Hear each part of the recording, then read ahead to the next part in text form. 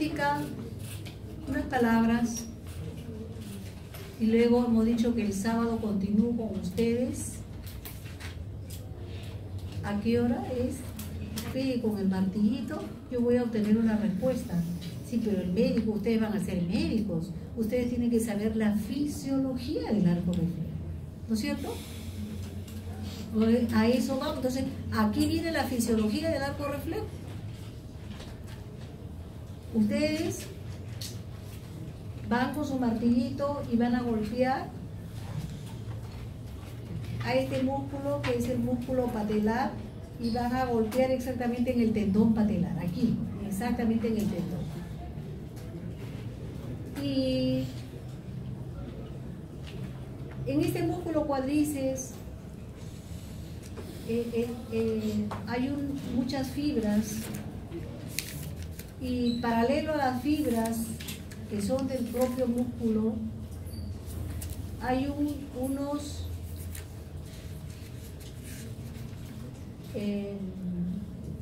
unas formaciones, podemos decir, de carácter alargado que se llaman usos neuromusculares. ¿Pero qué son los usos neuromusculares? Acá en negrito, por favor, acá en negrito.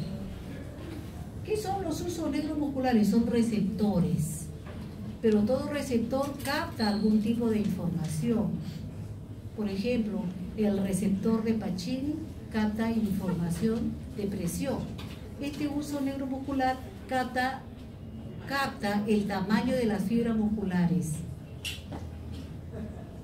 Ya, pero por favor, por algo es un receptor. No es que va a captar el tamaño de las fibras musculares en centímetros, o en milímetros, o en micras. No, no.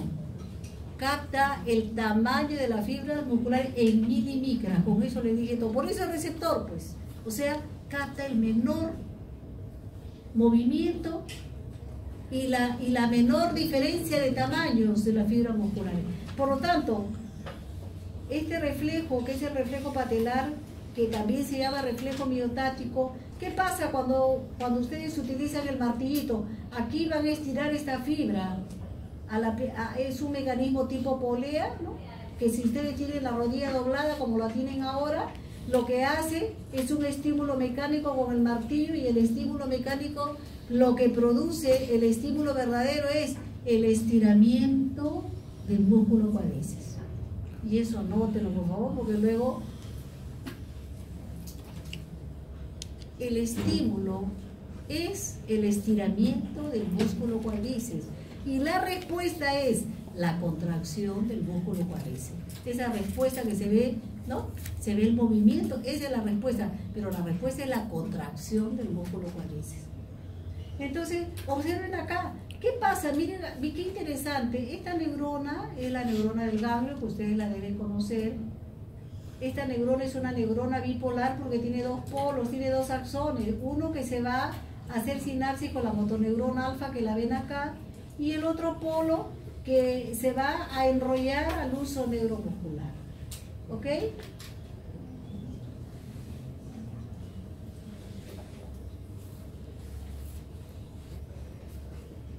Este es un estímulo, escuchen, de tipo mecánico. Alguien me preguntaba, pero ahorita ustedes van a ir con un martillo, van a percutir acá y entonces van a estirar al músculo, y cuando lo estiren, ¿qué va a pasar? Este uso se va a estirar también, y al estirarse este uso se va a desenrollar esta fibra nerviosa.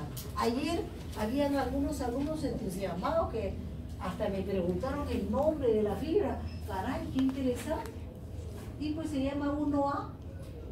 ¿Sí? Ya vamos a ver, va a haber una clase, ¿no? Pero esta fibra es famosa porque es la fibra 1A. Esta fibra 1A se va a desenrollar mecánicamente. Escuchen. Y al desenrollarse, mecánicamente va a abrir los canales de sodio. Si abren los canales de sodio, entonces ¿qué pasa con la fibra nerviosa? Si se abren los canales de sodio, ¿qué pasa? Perfecto, eso es.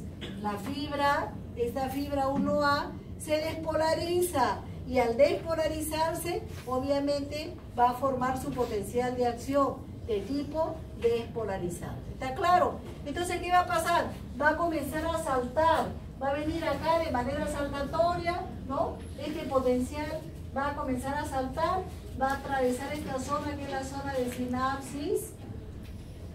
Sinapsis es la unión de una neurona con otra por cualquiera de sus partes y el intercambio de una información entre las neuronas, como lo vamos a ver. Entonces, este potencial de acción va a saltar desde esta neurona a esta otra y finalmente va a llevar al músculo. Y el músculo también se va a despolarizar. Ojo, cuando el músculo se despolariza, también apertura canales de sodio. Se dice que en todo el organismo humano existen solo dos células excitables, la neurona y el músculo. ¿Ok? Por eso es que al final el músculo también se va a despolarizar y se va a producir el movimiento que ustedes ven en un arco reflejo. Pero bien, seguimos con el arco reflejo. Miren acá, entonces ahí se está dirigiendo. Se está dirigiendo este potencial de acción. Se va dirigiendo. Miren acá. Ahí está viajando el potencial de acción de manera saltatoria, y hasta que atraviesa, ¿no? Hasta que atraviesa esta zona de la sinapsis y va a aparecer por acá, ¿no? Damos otro clima y aparece el potencial de acción que desde esta fibra nerviosa va a ir al músculo y el músculo va a formar su propio potencial de acción. ¿Cuál es la diferencia entre el potencial de acción de la neurona y el músculo? La única diferencia es que es mucho más lento el potencial de acción, ¿no? El potencial de acción muscular. Mientras que el potencial de acción nervioso se habla de un spike, porque puede muchas veces durar un promedio hasta de 0,5 milisegundos, mientras que el potencial, ¿no? Porque es bien, dura poco. La despolarización y la repolarización dura muy poquito, en cambio es mucho más ancho el potencial de acción muscular, porque el potencial de acción muscular puede durar de 2 a 4 milisegundos, ¿no? Es más lento.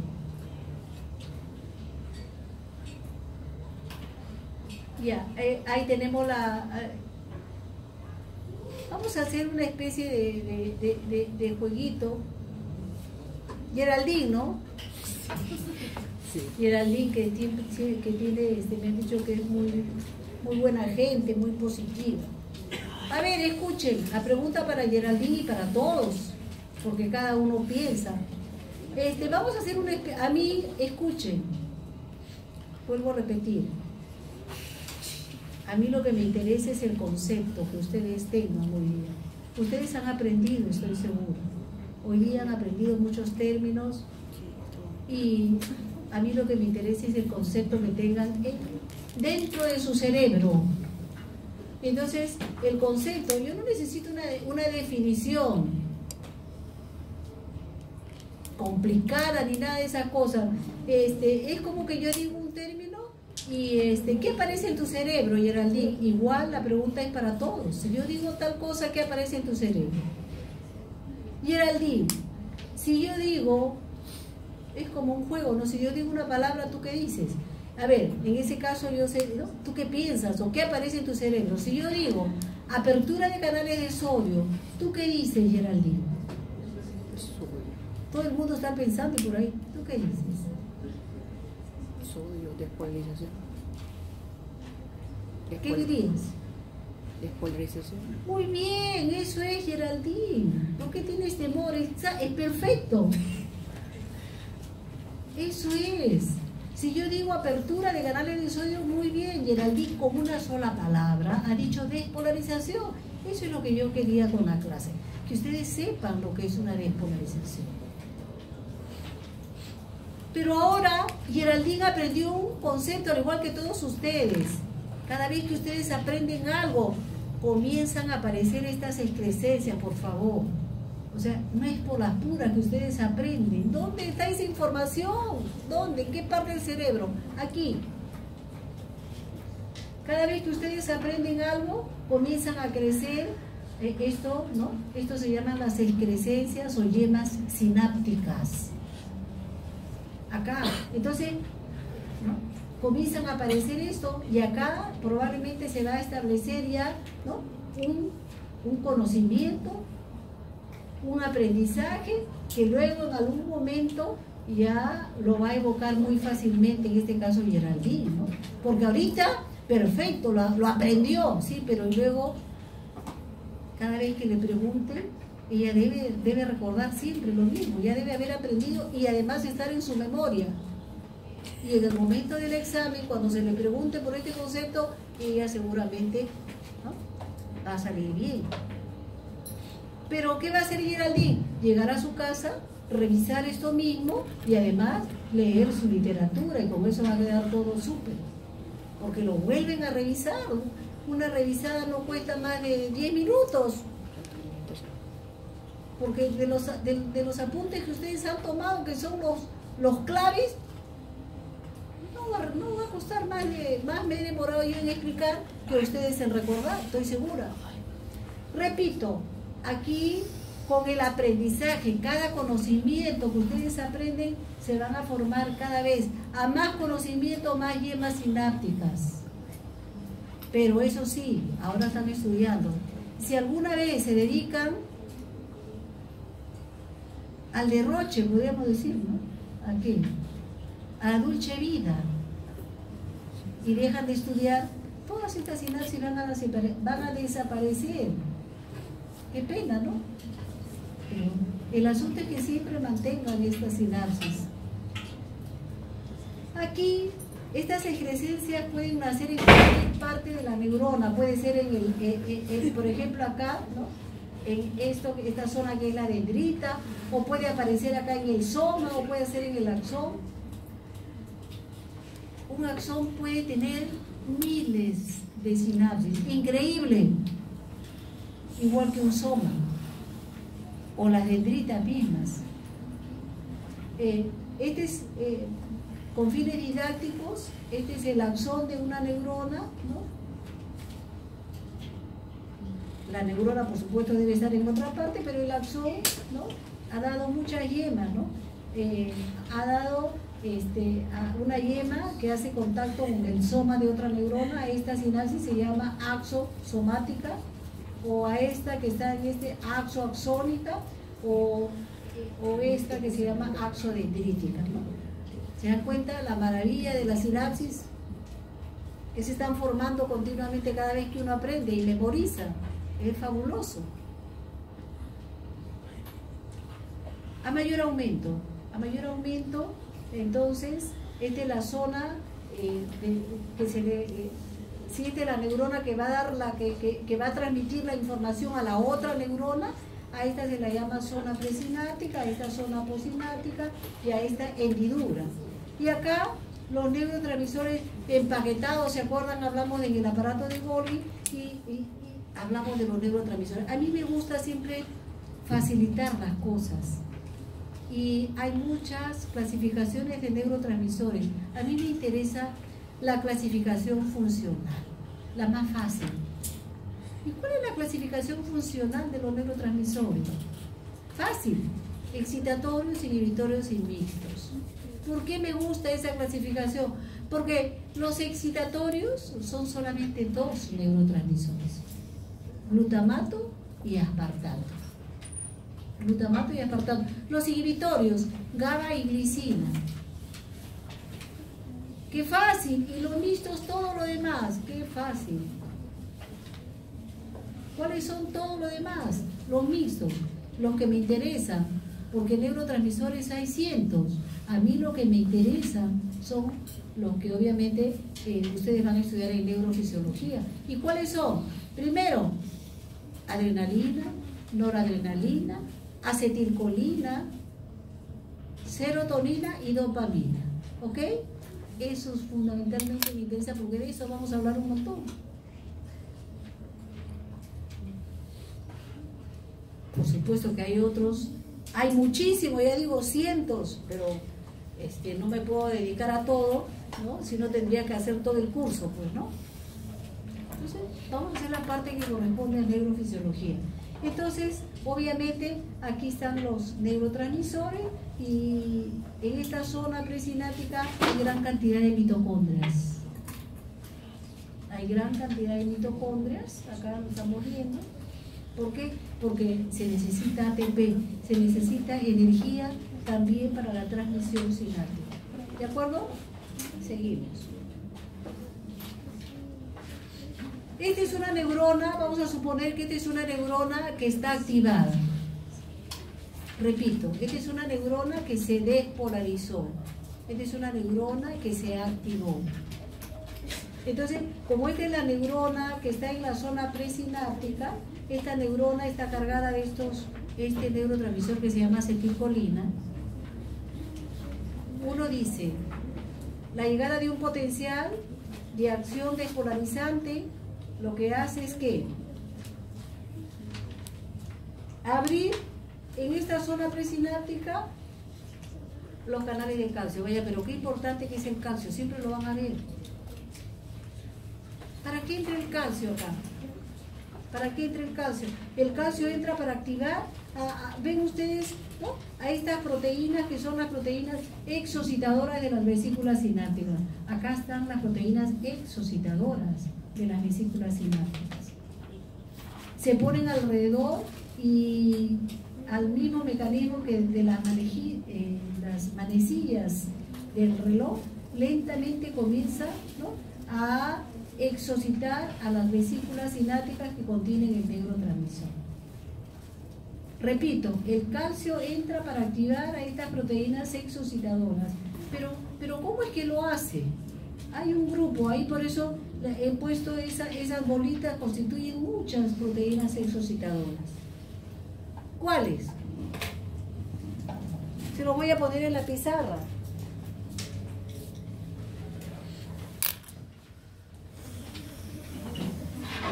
La primera proteína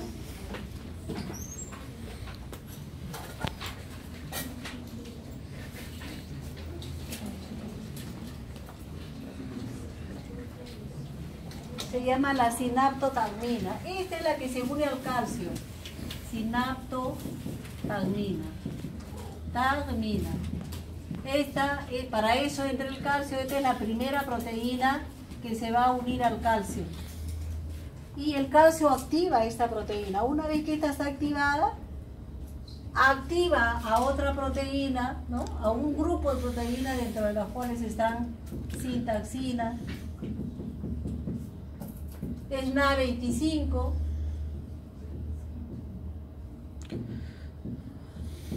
sinaptobrevina,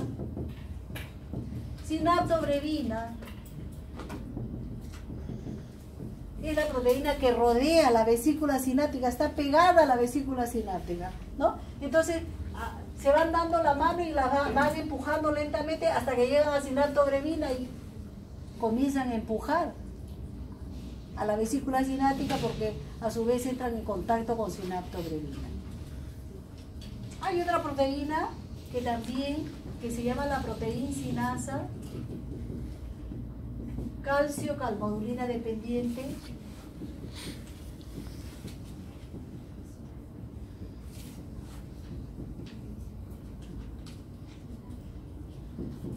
Esta también fija el calcio. Esta también es fijadora del calcio y esta está cerca de otra proteína que se llama sinapsina. Sinapsina es la que finalmente expulsa a la vesícula sináptica. Entonces, acá tenemos, repito, todo este es un engranaje, ¿no? El calcio entra, se une a sinaptotagmina y comienza, ¿no?, hasta que finalmente aquí, muy cerca a la membrana, en el momento de la expulsión está sinapsina con proteincinasa. Sinapsina es la que, como quien dice, le da, podríamos decir que la patadita final y expulsa a las vesículas sinápticas. ¿Está bien? Una vez que se ha expulsado el neurotransmisor, miren lo que pasa. Ahí está, se expulsó el neurotransmisor y se está uniendo perfectamente, ¿no? Seguimos avanzando, ¿no? Acá se forma un complejo. Este complejo se llama complejo neurotransmisor receptor, ¿no? Está bien pegado acá, como ustedes pueden apreciar. Acá la acetilcolina en verde y acá el canal, ¿no?, de los receptores colinérgicos que van a recibir a la acetilcolina. Ahí está. En ese momento, este receptor se abre y deja pasar el calcio. Se abre como un canal y el sodio pasa desde el extracelular al intracelular de la neurona postsináptica. En el momento en que el sodio ingresa del extracelular, tenemos que se forme el potencial de acción en la neurona postsináptica. ¿Se dan cuenta cómo el impulso nervioso, cómo el potencial de acción pasa desde la zona presináptica a la zona postsináptica? Muy interesante. Eso es lo que se llama la transmisión del impulso nervioso. Eso es lo que se llama la transmisión del impulso nervioso, ¿no? Se despolarizó la neurona postsináptica por abertura de canales de sodio. ¿Ok? ¿Está claro? ¿Está claro? Sí. Seguimos entonces. Yo les soy sincera, no es que me gusten mucho las enzimas. Les soy sincera. Pero es que hay una enzima famosa que nunca la he podido olvidar y que es famosa en el ambiente hospitalario y que se llama la acetilcolinesterasa. ¿Y por qué es famosa?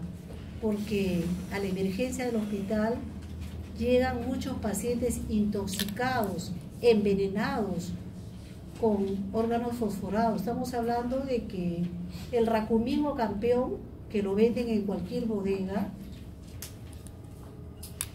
mucha gente que se mata, mucha gente que se suicida, va a la bodega de la esquina, al chino de la esquina, se compra 2 sobres de Racumismo campeón, los echa a un vasito con un poco de Inca Kola y se lo toma. ¿Cuántos casos hemos visto? Yo he visto muchísimos casos llegar a la emergencia, envenenados. ¿Pero qué hace el Racumismo campeón? ¿Qué hace este veneno? Lo que hace es inhibir a esta enzima, acetilcolinesterasa. ¿Para qué está la acetilcolinesterasa acá? La acetilcolinesterasa, la función es que una vez que el impulso nervioso ha sido transmitido de la zona presináptica a la zona postsináptica, la acetilcolinesterasa tiene que entrar acá a degradar a la acetilcolina.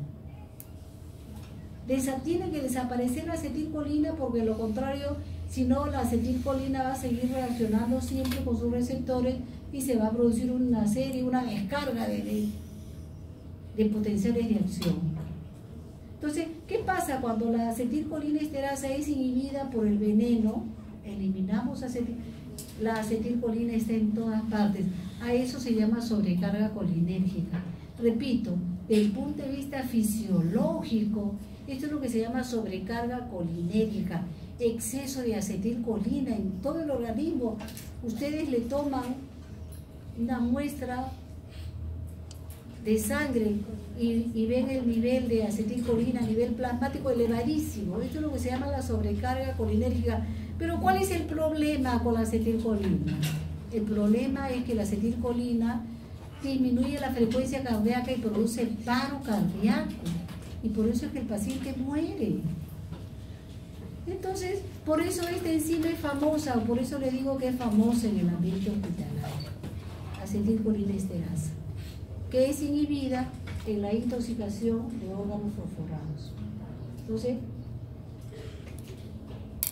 aquí viene otro concepto importante. ¿Cuál es el concepto? El concepto de la recaptación de neurotransmisores. Escuchen y lo anotan para que no se olviden.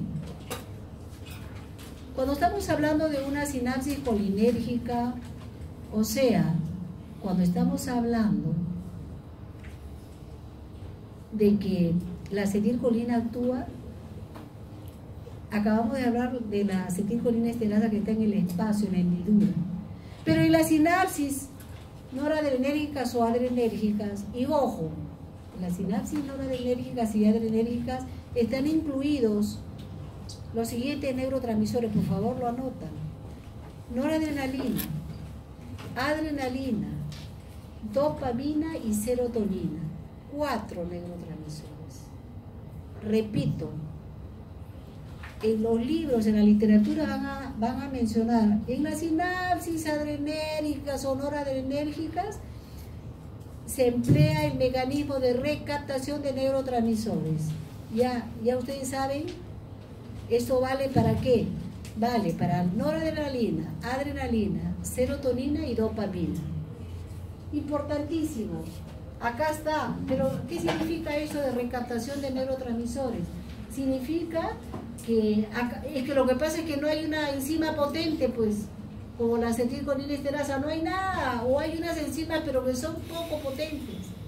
Lo que hace la neurona, una vez que se produjo la transmisión del impulso nervioso de la zona presináptica a la neurona postsináptica, entonces ¿qué hace? La neurona vuelve a captar al neurotransmisor por un proceso de endocitosis. Acá está la endocitosis, miren. Está nuevamente englobando, en este caso, a la noradrenalina o norepinefrina. ¿Ok? ¿Está claro? Esto se llama la recaptación de neurotransmisores. Creo que ahí nos quedamos.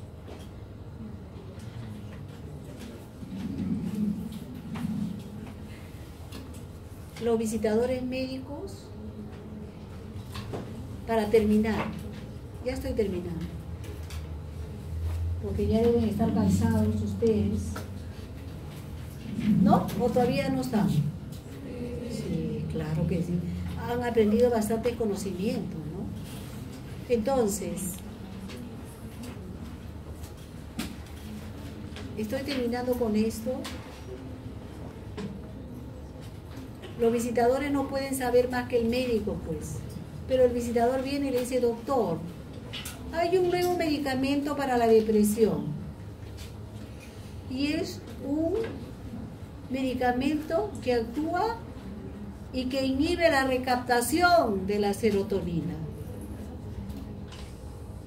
Ya saben, cuando inhibe la recaptación de la serotonina, ya ustedes están imaginando, obviamente, que la serotonina ya no va a ser englobada, no va a ser, ¿no?, involucrada dentro de la neurona y va a quedar más afuera, o sea, va a quedar más a nivel plasmático, va a quedar en el extracelular, va a quedar en la hendidura. Y estamos hablando de que entonces la serotonina se va a elevar a nivel plasmático. Entonces, es un medicamento para la depresión. Los mejores medicamentos para la depresión son los medicamentos que actúan en la inhibición de la recaptación de la serotonina. Es una aplicación clínica del concepto que les acabo de dar. ¿Ok? ¿Está claro? Ahí nos quedamos. Los veo el sábado.